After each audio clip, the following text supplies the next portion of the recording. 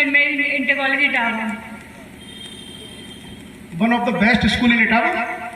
कूड़ो, clapping करो भाई इनके लिए। कितने परसेंट मार्क्स हैं आपके? In which class? 12। लवली। ये लवली राजपूत पढ़ने में इंटेलिजेंट है, ये हमें कैसे पता चलेगा? आपसे मैं क्वेश्चन पूछ रहा हूं, इनने कह दिया 82% मार्क्स हैं, मैं कहूंगा मैं कैसे मानूं कि तुम होशियार हो? बताओ।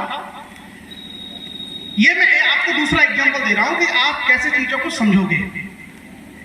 ये होशियार हैं या नहीं है, इसके हमारे पास दो ही तरीके हैं। या तो मैं इनसे कुछ क्वेश्चन पूछूं जिसके जवाब दें, ठीक, या मैं इनके हाथ में एक पेपर बना के दे दूं और कहूं कि बेटा इनके आंसर लिख के लाओ, और अगर ये सही आंसर लिख के लाएंगे तो मैं मानूंगा कि ये इंटेलिजेंट है। क्लियर? आप बैठ जाओ लवली। यानी आपके पास दो ही तरीके हैं कि आप इंटेलिजेंट हो या नहीं। या तो आप बेहतर बोलना जानते हैं, अपने आप को एक्सप्रेस करना जानते हैं, अर्थात आप इंटरव्यू वगैरह फेस कर सकते हैं। अपनी पर्सनैलिटी आप ऐसे बनाइए कि अगर आपसे कोई क्वेश्चन पूछता है तो आप बहुत स्मूथली उनके आंसर दे पाए। लेकिन आंसर देने का नंबर बाद में आता है, उससे पहले क्या होता है? लिखना। आप क्या देते हो? एग्जाम। क्या देते हो? एग्जाम। आप होशियार हो या नहीं, मैं आपको जानता भी नहीं हूं। आप अपनी कॉपी में जो लिख करके आते हो सिर्फ वही चेक होता है, और वो अगर आपने ठीक लिखा है तो मैं आपको ठीक नंबर दूंगा।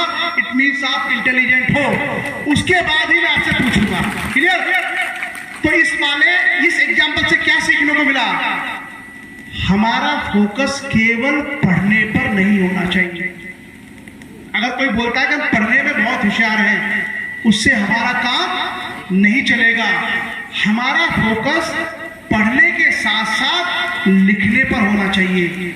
यानी कोई भी हमें जज करेगा वो हमारी कॉपी चेक करेगा, और कॉपी में वही होता है जो हम लिख कर आते हैं।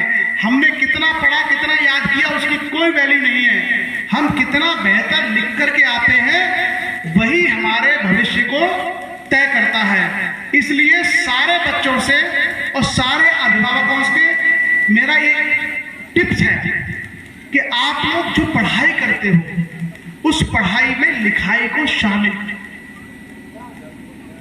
हम लोग ट्रेडिशनल तरीके से सिर्फ याद करने पर फोकस करते हैं, चैप्टर पढ़ा खत्म, चैप्टर पढ़ा खत्म, लिखते नहीं है।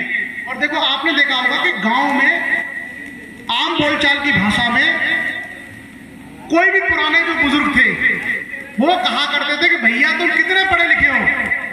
क्या बोलते थे? भैया तुम कितने पढ़े लिखे हो।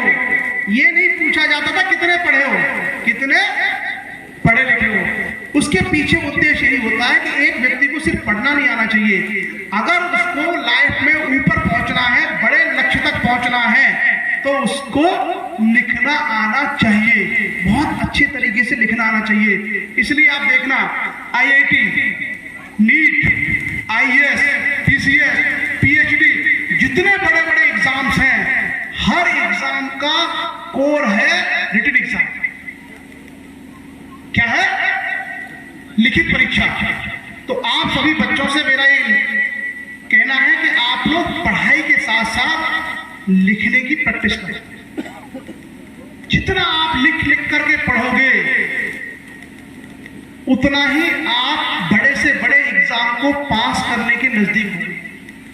आपने देखा है जब हमेशा हमसे कहा जाता है कि नोट्स बनाओ, नोट्स बनाने के पीछे मकसद यही है कि आप लिखने